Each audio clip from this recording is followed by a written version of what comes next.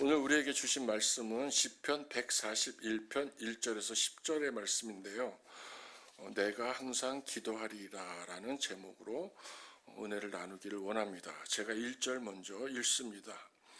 여호와여, 내가 주를 불러싸우니 속히 내게 오시옵소서. 내가 주께 부르짖을 때에 내 음성에 귀를 기울이소서. 2절입니다. 나의 기도가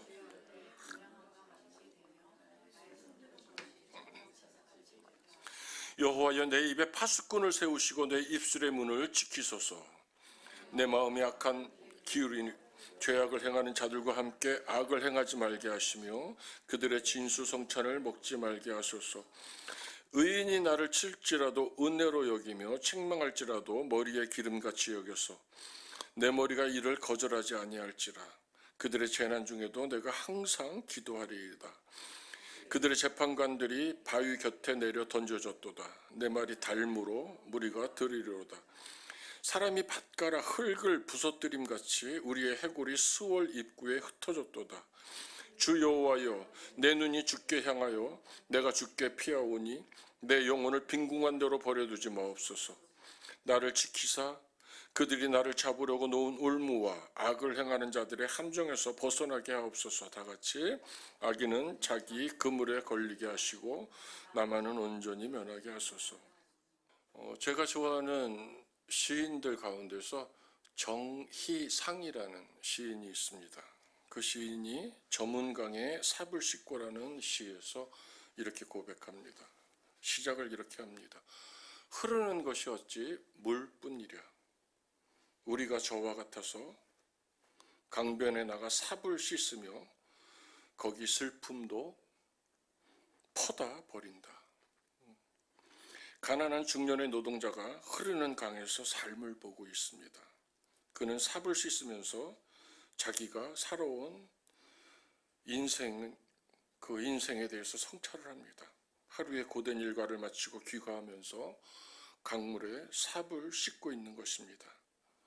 자신의 초라했던 일과를 되새겨보는 노동자, 어두워지는 강물을 바라보며 쭈그려 앉아 삶의 슬픔에 잠기는 그는 자신의 한평생을 되새기며 그 새빵가닥에 썩은 물처럼 초라하게 늙어버린 자신을 슬퍼하고 한스러워합니다. 그러나 어두워진 저녁 강변에서 그는 이내 슬픔을 떨치고 일어납니다. 비록 먹을 것이 없는 사람들의 마을이지만 자기가 노동을 한 이유가 있는 가족들이 있기 때문입니다. 그는 집으로 돌아갑니다. 한 폭의 그림처럼 아픈 시대의 그 소외된 자화상이 절실하게 담겨져 있는 시입니다. 제 친한 친구는 이 시에 흐르는 것이 어찌 물뿐이라는 이 첫 구절을 가지고 인천 신포동에 카페를 차려서 지금도 30년이 넘게 운영을 하고 있습니다. 오늘 우리가 읽은 시편 141편은 저녁 기도입니다. 시편 63편은 아침 새벽 기도입니다. 오늘 시편 141편은 황혼역의 기도라는 말입니다. 이 황혼역을 우리가 노을지는 저녁으로도 이해하실 수 있겠지만 이 황혼역을 인생의 끝 아니면 죽음에 임박한 상황 아니면 노년쯤으로 이해해도 좋을 것 같습니다.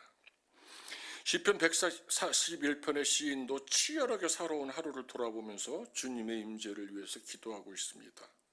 의식 중이든 무의식 중이든 자기에게 상처를 입혀준 세상, 그리고 내 마음에 일었던 분노들, 답답했던 시간들, 내 입술로 분출해버린 조급한 말들, 더럽혀진 내면, 방황들. 이제 시인은 조용히 입을 다물고 입을 다무는 대신에 귀를 열고 있습니다. 세상을 심판해달라는 기도가 아니라 자신을 하나님께서 구별하시도록 도움을 구하고 있습니다.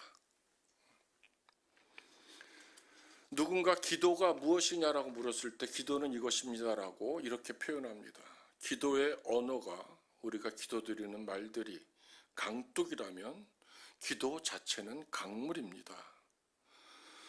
기도의 언어가 기도의 방향을 이끌어주는 것이라면 이제는 그 기도가 삶으로, 우리들의 삶으로 조용히 흘러가게끔 해야 한다는 고백입니다. 저녁 기도는 흐르는 강물입니다.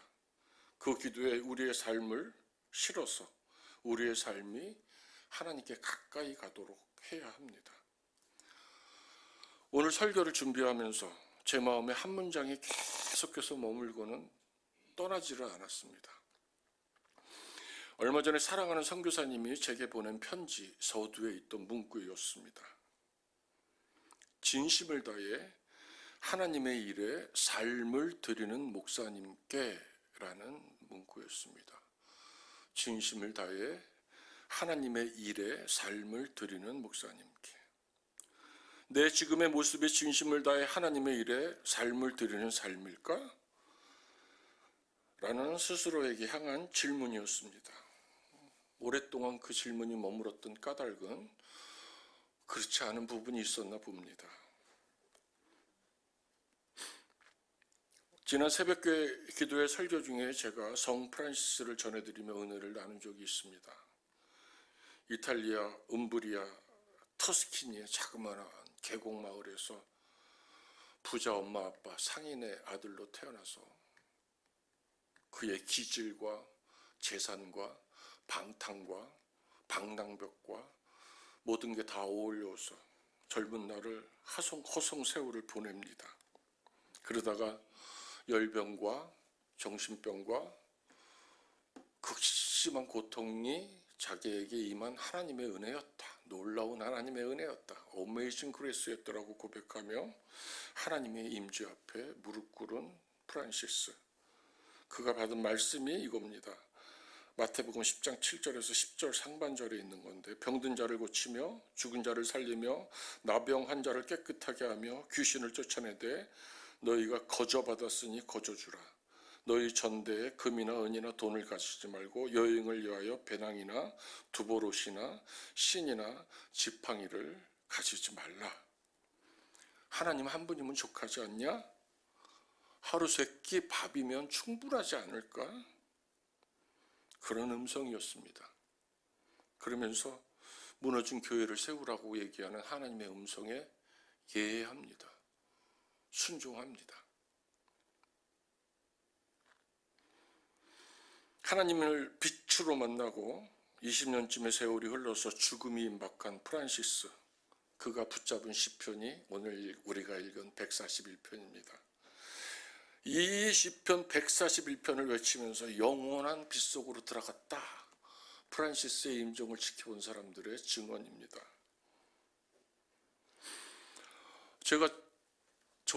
저는 좋아하는 작가가 있으면 그 사람의 책은 다 삽니다. 100권이 돼도 사고 30권이 돼도 다 삽니다. 제가 좋아하는 소설가이자 시인, 저는 사상가라고 부르고 싶은데 니코스 카잔차키스가 있습니다. 그분의 책이 제 집에도 있고 제 지금 사무실에도 있고, 성이 안 차서 원어로 사서도 해석을 부탁해서 읽은 적도 있습니다. 현대 그리스 문학을 대표하는 소설가이자 시인입니다. 그는 1차 세계대전의 한복판에서 전쟁을 겪게 됩니다. 니체의 베르그송의 영향을 받았고 채굴사업, 벌목사업, 장관, 그리스 사회당의 지도자, 이런 역할을 하면서 살아갑니다. 그러나 그의 인생은 만족하지 않았습니다. 인생의 자유함은 무엇일까라는 근본적인 질문을 하게 되는 겁니다. 그래서 정신의 끝과 영혼의 깊이의 바닥까지를 찾아서 온 유럽을 여행합니다. 그러면서 히라빈 조르바를 씁니다. 중국에까지 와서 동양 종교에 심취하여 정신의 끝을 찾으면서 쓴 동양 도래정원이라는 소설 같은 책은 참 어렵지만 깊이 있는 책입니다. 오디세이아, 영혼의 자서전. 그런 것들을 쓰면서 끝모를 방황을 합니다. 오랜 세월 동안 헤매던 그의 영적 방황이 멈추게 된 것은 결국 하나님 앞이었습니다. 그리스도 최후의 유혹, 그리스도 십자가에 다시 못 박히다를 쓰며 비로소 그의 영혼이 안식을 얻게 됩니다. 지금은 금수에서 풀렸는데 캐톨릭 교회에서는 이 그리스도 최후의 유혹이라는 책을 100년 동안 금서로 지정해서 못 읽게 하는데 제가 다 읽어본 결과 그거는 좀 오판이었다 그런 생각이 듭니다. 이 성 프란시스코를 이 니코스 카잔차키스가 소설로 씁니다. 오늘은 그 니코스 카잔차키스가 쓴 성 프란시스코에 대한 예화 두 가지를 예를 들면서 설교를 풀어나가려고 합니다. 아시시의 성 프란시스, 그는 철저히 주님만을 따르며 산 위에서 청빈과 기도의 삶에 매진합니다. 자기를 찾아오는 순례객들에게 복음을 전합니다. 그런데 어느 날 자기가 방탕했을 때 사랑했던 저잣거리, 산 아래에 있는 한 여인이 너무 보고 싶어지는 겁니다. 제가 흰돌산 기도원, 지금 많이 바뀌었습니다만 흰돌산 기도원에서 20일 금식 기도를 하러 올라가서 18일을 하고 내려온 적이 있는데, 올라가기 전에 20일을 굶어야 되니까 짜장면을 곱빼기를 시켜서 탕수육하고 같이 먹고 올라갔습니다. 3일째 되는 날 2km 반 정도 떨어진 아래 산 밑에서 그 짜장면 냄새가 올라오는데 견딜 수가 없었습니다. 그래, 내일부터 다시 금식하자 그러고 산 밑으로 내려갑니다. 내려가는데 산 옆에서 누가 개고기를 잡고 있었나 봅니다. 그렇게 어렸을 때 우리 아버지가 잡던 개털 타는 냄새가 나서 내장까지 다 비워내고 제가 18일 금식 기도를 마칠 수 있었습니다. 이 니코스 카잔차키스가 자기가 방탕했던 시절에 함께 술 마시고 놀던 예쁜 여자가 생각이 나는 겁니다. 기도하고 기도해도 안 됩니다. 그래서 어느 날 내려갑니다. 타박타박 내려간 게 아니라 달려 내려갑니다.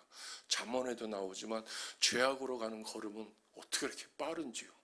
달려갑니다. 산 중턱쯤 내려갔을 때 온몸에 흰 꽃가루 같은 것들이 생깁니다.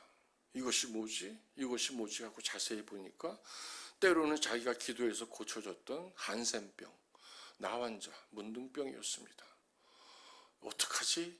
내려갈수록 더 심해집니다. 그래서 이 프란시스가 다시 하나님의 뜻이 아닌가 보다 그러고 발걸음을 돌려서 자기가 기도하는 기도초로 발걸음을 옮깁니다. 근데 놀랍습니다. 발걸음을 돌리자마자, 산으로 올라가자마자 그의 온몸에 났던 하얀 꽃가루가 마치 먼지처럼 나방이 날아서 없어지듯 깨끗해지는 겁니다. 이 니코스 카잔차키스가 프란시스의 이런 내용의 소설을 쓰는 그 무렵에 니코스 카잔차키스가 오스트리아 빈에 학술회의차 오게 됩니다. 그리고 학술회의에 딱 들어가서 앉자마자 자기 앞에 앉아있는 한 중년 여인을 보고 완전히 사랑에 빠져버립니다. 그래서 주위 사람한테 묻습니다. 저 여인은 누구냐? 그랬더니 빈에서 유력한 고위 간부의 아내라는 얘기를 듣습니다.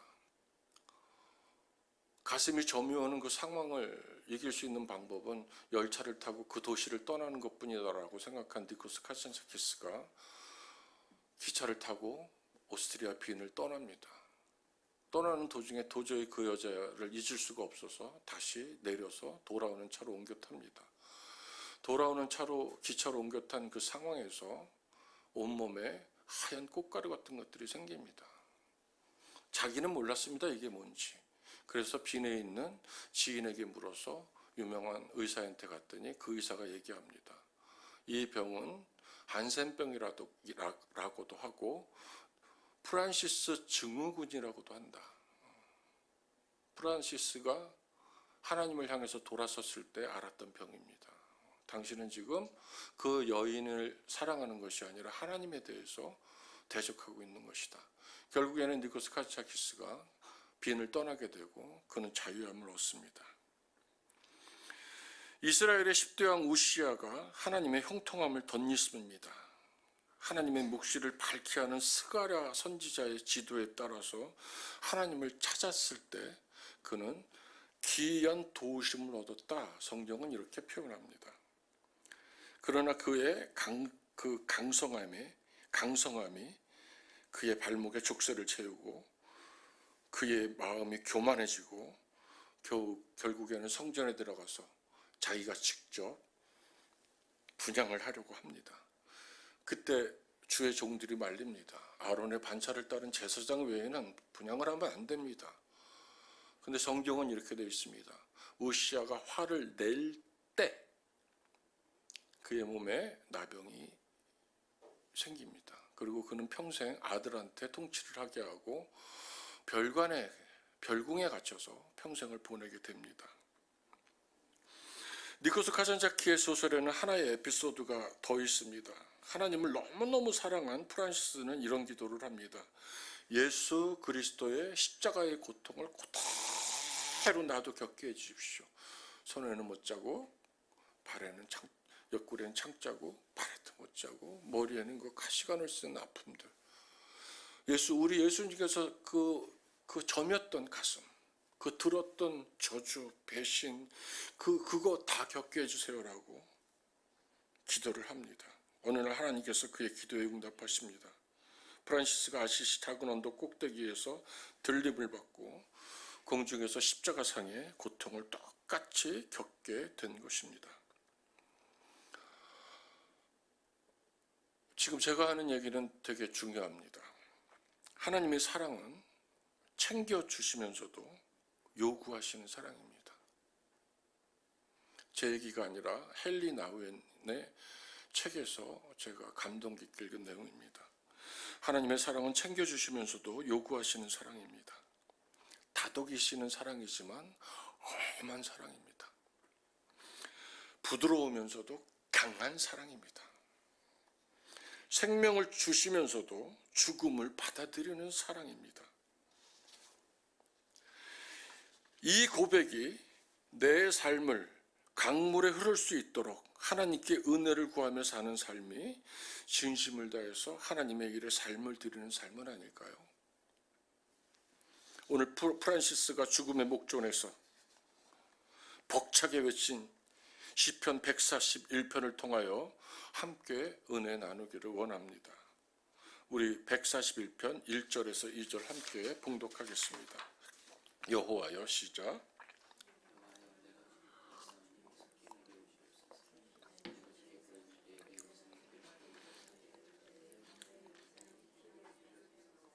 나의 손드는 것이 저녁 제사같이 되게 하소서. 네, 속히 내게 오시옵소서. 또는 속히 내게 임하소서. 이거는 문자적으로는 내게 오시기를 좀 서둘러 주세요, 하나님, 이런 뜻입니다. 속히 나를 도와주세요. 저도 그렇게 할 때가 있습니다. 하나님, 긴박하게 기도합니다. 지체하지 마시고 바로 들어주셔야 합니다. 이렇게 기도한 적이 있습니다. 그러면서 오늘 시편 141편 기자가 이렇게 기도합니다. 나의 기도가 당신 앞에서 향기처럼 보이게 하소서라는 확신에 찬 간구입니다. 오늘 시편을 많은 목사님들이나 신학자들은 이렇게 해석합니다. 자신의 주군이자 장인이었던 사울 왕에서 쫓겨다닐 때이거나 아니면 자기 아들 압살롬이 쿠데타를 일으켰을 때 머리를 풀어서 고개를 숙이고 얼굴을 가리고 신발도 신지 않고 맨발로 울며 왕국을 떠나서 도망을 가야 했던 상황을 노래한 시다, 이렇게 얘기합니다. 몹시도 다급한 상황에서 다윗이 하나님께 자신 있는 곳으로 제발 와달라고 하는 기도이다. 타당성이 많이 있습니다. 다윗은 사울에게서 쫓겨다닐 때 혼자 도망다닌 것이 아니었습니다. 그의 주변에는 늘 함께했던 억눌린 자, 소외된 자, 빚진 자, 쫓겨난 자 600명 외에도 적지 않은 사람들이 있었습니다. 그들 중에는 사울 왕 쪽 사람들과 내통하는 사람도 있었을 것입니다. 늘 자기 곁에 있어서 자기 사람인 줄 알았는데 알고 보니 사울 왕 쪽에서 심은 첩자도 있었을 것입니다. 시편 55편에 보면 다윗은 원수들과 악한 사람들로 인해서 고통을 호소하면서 아무도 없는 광야로 나가서 살고 싶다고 토로하는 직구도 있습니다. 그런데 그 원수와 악한 사람들이 바로 자기 동료이고 친한 친구라고 합니다. 그뿐 아니라 늘 머리를 맞대고 의논하는 사람이었고 심지어 함께 하나님을 신뢰하면서 신앙 생활을 하던 사람이었습니다라고 하나님 앞에 토로하기도 합니다. 그러면 오늘 시편이 그런 상황 속에서 나온 시편이라고 할 수도 있겠습니다만 저는 조금 다르게 오늘 접근하고 싶습니다. 다윗의 기도에는 언제나 어떠한 상황이든 결국에는 자신을 돌아보는 것으로 끝을 냅니다. 모든 상황이 하나님께서 허락하신 것이라는 겸비한 고백이 있습니다. 남의 탓으로 돌리지 않습니다. 자신의 실패가 하나님의 실패가 아니기 때문에 그렇습니다. 다윗의 다윗됨은 이런 처절함과 참담함 속에서도 하나님만을 바라보는 데 있다는 것입니다. 다윗은 끝까지 하나님께 시선을 집중합니다. 시편 141편 1절 2절을 제가 메시지 성경으로 다시 한번 보겠습니다. 하나님 가까이 오세요. 어서 오소서. 주님의 길을 활짝 여셔서 내 소리를 들어주소서. 내 기도를 주께 피어오르는 향으로 여겨주소서. 들어올린 두 손은 나의 저녁 기도입니다. 다윗에게는 하나님 한 분밖에 없습니다. 서두르셔서 속히 자기에게 오시기를 간구합니다. 자기의 기도가 향기가 되게 해달라는 간청입니다. 이 향기라는 히브리 말 케토레트는 번제와 같은 제사를 드릴 때 나는 그 향기입니다. 연기, 향기입니다. 즉 자기의 기도가 연약하고 쉽게 사라져버리는 무엇이 아니라 하나님께 확실히 전달되는 그 무엇이 되게 해달라. 계시록에도 나오지 않습니까? 그만큼 향로에 담겨져서 하나님의 앞으로까지 들어 올려져 가는 그 기도가 되게 해달라는 확신에 찬 기도입니다. 진심으로 하나님께 자기 삶을 드리는 자가 드릴 수 있는 기도인 것입니다. 그가 드리는 들어올린 두 손은 나의 저녁 기도입니다라는 기도에는 더 많은 믿음의 고백이 심겨져 있습니다. 이 이스라엘 사람들에게는 저녁이 하루의 시작이라는 것을 우리는 이미 알고 있습니다. 이 기도를 풀면 이런 고백입니다. 나의 매일의 기도가 당신이 작정하신 매일의 희생 제사처럼 당신이 받아들이실 만한 것이 되게 하여 주십시오. 엄청난 기도 아닙니까? 예수께서 돌아가실 것과 보혜사 성령을 보내실 것을 제자들에게 이르실 때 하신 말씀입니다. 그러나 진리의 성령이 오시면 그가 너희를 모든 진리 가운데로 인도하시리니, 우리는 말씀 가운데로 인도하시리니 이렇게 쉽게 이해하기를 좋아하지만 진리는 어떤 사상이나 개념이나 교의가 아닙니다. 진리는 참된 관계를 얘기하는 겁니다. 진리는 참된 관계 속에서 사는 믿음의 삶이 진리입니다. 진리로 인도받는 것은 예수님이 아버지와 누리셨던 바로 그 관계로 인도받는 것입니다. 아멘. 그렇기 때문에 우리가 신성한 혼인잔치에 들어가는 것을 말하는 겁니다.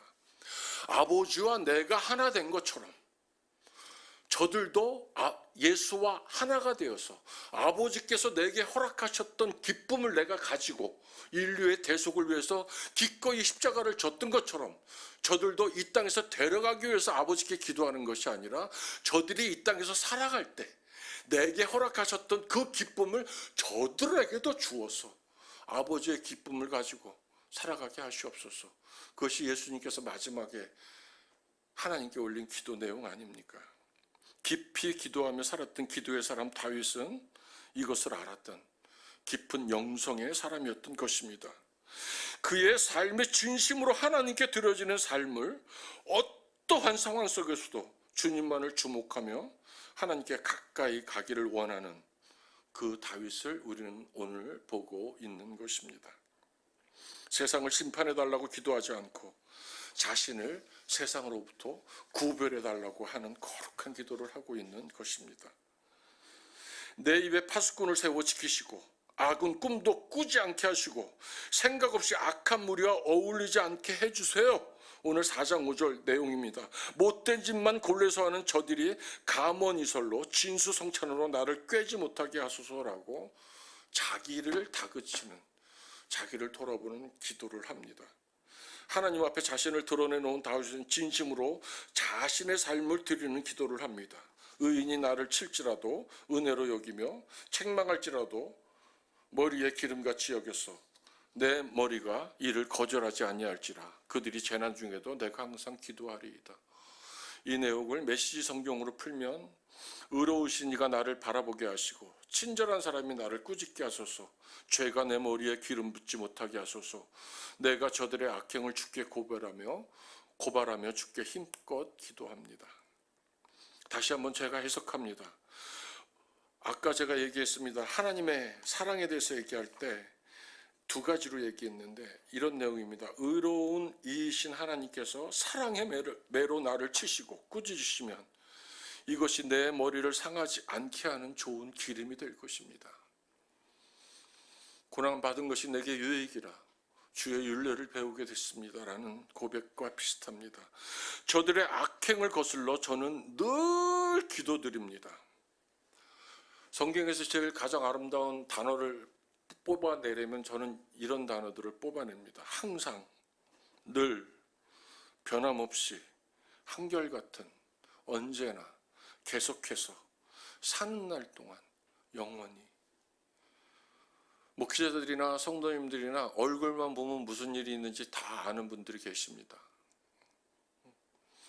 믿음으로 극복하고 그것이 나를 향한 하나님의 경고진, 사랑의 매든 아니면 나를 돌아보게 하는 후한 프란시스에게 허락하셨던 그 놀라운 은총, 질병과 정신적인 고통과 몸의 아픔이었던 그것을 하나님이 허락하신 것으로 받아들이고 의연하게 늘 가졌던 믿음으로 대처하는 모습이 보고 싶습니다. 오늘 시인은 항상 기도하겠습니다. 늘 기도하겠습니다. 변함없이 기도하겠습니다. 한결같이 기도하겠습니다. 언제나 계속해서 기도하겠습니다. 나 사는 동안 하나님 앞에 기도하겠습니다. 그걸로 마치지 않습니다. 기도하는 그 내용이 나의 삶이 되어서 흐르는 강물처럼 하나님께로 향하게 하겠습니다. 오늘 제가 나누고 싶은 메시지입니다. 제가 젊었을 때 나사렛 신학교에서 집회가 있을 때였습니다. 첫날 집회가 끝나고 그때는 한 60명씩 끌고 다녔는데 끝나면 다 집으로 돌아가고 설교하는 목사님과 찬양하는 저만 남습니다. 그때는 찬양을 집회를 하면 1시간 반에서 2시간씩 했습니다. 그때 함께 집회를 다니던 이시복 목사가 시애틀에서 지난주에 죽었다는 소식도 들었습니다. 집회가 끝나고 숙소로 나사렛 신학대 강당에서 숙소까지 게스트하우스까지 한 15m, 20m 정도 되는데 이렇게 그 돌로다가 한 둔덕이 있었습니다. 그때만 해도 악기를 고가라서 악기를 가끔 잊어먹어서 악기는 꼭 제가 가지고 숙소로 들어갔습니다. 신디사이저라 그러죠. 근데 문제가 생겼습니다. 제가 왼쪽 발이 지금은 안 그렇습니다만 이렇게 3살 때 소아비 걸린 게 4학년 때 다 났었는데 그 후유증으로 발을 조금씩 옆으로 딛기 시작해서 고3 때는 이렇게 발등으로 딛고 다녔어요. 한 발을. 제가 이거를 돌리는 수술을 했는데 그 뼈가 한번 이렇게 위치를 바꾸면 그 발목뼈에 뼈와 뼈가 맞닿는 게 굉장히 아픕니다. 그래서 제 처랑 한 3시간 데이트를 하면 3일을 기어다닐 정도로 이제 제가 걷는 것에 되게 예민했는데 그러면서도 뭐 우리나라 안 오른 산이 없을 정도로 싸돌아다니긴 했습니다만 근데 그날 밤에 숙소로 돌아가는데 발이 돌아간 거였어요. 못 걷겠더라고요. 아무도 안 보는 시간까지 기다렸다가 기어서 갔습니다. 그리고 기도했습니다. 하나님 집회는 끝내야 되지 않겠어요? 이렇게. 왜죠? 하나님 여기에 의미가 있나요? 잠이 들었어요. 한 번만 쉴까? 목사님 보고 설교 많이 하시라 그럴까? 이건 뭔 뜻이지? 그러면서 잠이 들었습니다. 아침에 일어났습니다. 발이 퉁퉁 부어 있었습니다. 하나님 어떡하죠? 근데 하나님이 나한테 지혜를 주셨어요. 넥타이 그러시는 거예요. 넥타이로 꽝꽝 잡아서 X자로 잡아맸더니 발이 더 이상 양옆으로 안 움직이니까 움직일 때 아픔은 없었던 것이었습니다. 그날 제가 새벽에 나가서 어메이징 그레이스를 얼마나 불렀는지 모릅니다. 집회 끝나고 그 노래를 30번은 부른 것 같습니다. 그때 저는 봤습니다. 찬송이 하나님의 능력인 것을.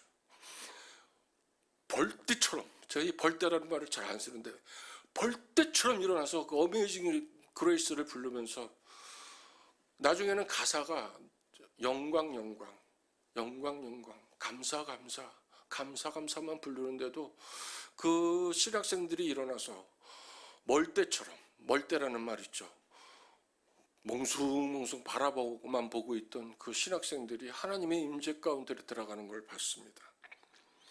나의 연약함이 하나님의 연약함이 아니라는 것을 그때 알았습니다. 나의 약함을 통하여 하나님의 강함을 알게 하신 그 하나님이 그날 이후로 아주 많이 좋아졌습니다. 오늘 시인은 141편 8절에서 이렇게 노래합니다. 우리 함께 봉독하기를 원합니다. 주 여호와여. 시작.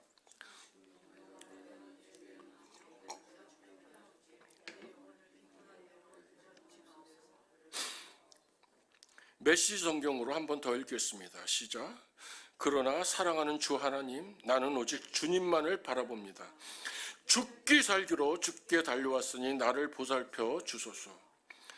간단하면 죽지 말게, 저를 죽게 놔두지 말아주세요, 이런 간청이에요. 그러면 이 시편을 임종이 임박할 때 붙들고 벅차게 외친 프란시스는 잘못된 것이었을까요? 죽지 말게 해달라는 기도를 죽을 때 한 프란시스인데 말입니다. 그것을 어떻게 설명하자 하나님 할 때 하나님이 저한테 지혜를 주셨습니다. 생각하지도 않은 성경 말씀이 떠오르게 하시더라고요. 자, 우리가 한번 이사야 53장 10절 메시지 버전입니다. 한번 읽겠습니다. 시작. 그러나 그를 그렇게 고통으로 짓누른 것은 하나님께서 뜻하신 바였다. 그러하여금 자신을 속죄제물로 내어주어 거기서 나오는 생명, 그 끝없는 생명을 누리게 하시려는 계획이었다. 하나님의 계획은 그를 통해 온전하게 이루어졌다. 진정으로 자신의 삶을 하나님의 일에 자신의 삶을 드린 자만이 할 수 있는 기도였고, 그 사람은 이미 이 땅에 살 때 영생을 살았기 때문에 육신의 죽음에 임박했을 때 하나님 빨리 오세요. 하나님, 나 이제 세상의 수고를 끝내고 사명을 마치고 하나님한테 가요. 얼마나 벅찼을까요? 살든지 죽든지 하나님의 뜻 안에서 예하는 삶을 산 하나님의 사람들이 할 수 있는 고백이었던 것입니다. 진심으로 하나님의 일에 삶을 드리는 자들이 드리는 찬송입니다. 진심으로 하나님의 일에 삶을 드리는 자들이 하나님께 가까이 자신의 삶이 강물처럼 흐르게 하기 위해서 항상 기도하는 자들이 드리는 감사의 기도를 오늘 우리가 살펴보는 것입니다. 우리가 이제 신앙생활을 할 때 우리의 신앙이 어린아이의 신앙, 청년의 신앙, 아버지의 신앙이 있다고 합니다. 하지만 어린아이도 그 부모를 향한 어린아이다운 사랑이 있고요. 청년들도 청년이 그 부모에 대한 사랑이, 원천적인 사랑이 얼마나 큰지 모릅니다. 제 작은 아들 현빈이가 정말 저랑 똑같이 제멋대로 살아가지고 얼마나 오래 기도하게 만들고 가슴 끓이게 하나 모르지만, 걔가 저를 이렇게 밖에 나가서 저를 이렇게 케어하고 저를 이렇게 앞으로 인도할 때는 정말 든든합니다. 내가 이해할 수 없는 영역이지 우리 작은 아들은 자기의 방식으로 자기 부모를 가장 지극히 사랑하는 겁니다. 아버지는 아버지의 사랑을 아는 나이니까 더 깊은 사랑을 가지고 있겠죠. 사랑하는 성도님들께 은혜를 나누고 싶습니다. 내 신앙이 어디에 머물러 있든지 정말 진심으로 내 삶을 하나님께 드리는 삶의 여정을 통해서 하나님께 가까이 가셔서 인생을 좀 누리시는, 그 복을 누리시는 성도님들이 되길 간절히 원합니다. 오늘도 우리가 기도할 때 하나님, 나를 위한 기도가 아니라 세상으로부터 구별된 백성들을 하나님께서 온전히 치유해 달라고 드리는 기도예요. 하나님, 이 기도 들어주세요. 속히 들어주세요. 오늘도 강청하면서 기도해서 오늘 우리가 중보하는 모든 성도들이 말씀으로 우리의 기도의 능력으로 회복되고 치유되는 한 날이 되기를 주님의 이름으로 축복합니다. 자, 우리 함께 주께 가고